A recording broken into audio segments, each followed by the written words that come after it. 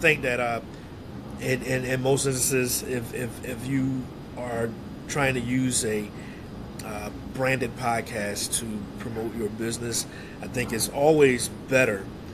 to have it coming from your perspective and not having a host. Now, if you don't feel comfortable, then you want to make sure that the host is prepared in a way where they can ask you all the questions that you want answered by you. And that's pretty easy to do in terms of just getting that person the questions and stuff like that, and then just having them kind of, get out the way. Like ask the questions and then move on. And that's okay to do it that way as well. But I think that, it's always good having the expert, do all the talking, so to speak, from my perspective. But I think both works, and the key is having someone who understands that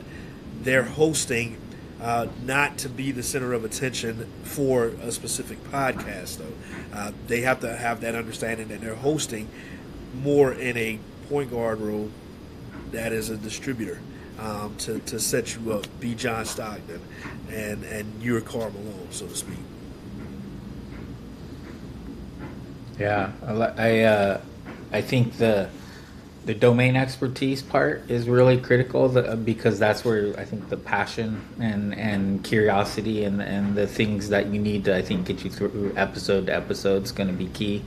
And so knowing your stuff and being able to just speak to it and go off script if you need to. But I think it's also important to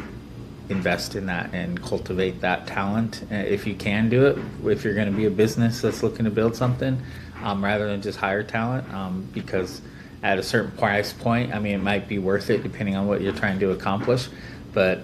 maybe getting your internal teams or finding who that potential knowledgeable person is that maybe doesn't have the speaking skills yet, maybe work on them and figure out how you can, or find that person maybe doesn't have the domain but has the speaking, and then you can kind of cultivate them on the other part. But it's I'm really hitting that point, I would say, where I think looking for talent and understanding who could be the next kind of person to kind of talk on a topic, and it's how they look, it's how they carry themselves, but and how they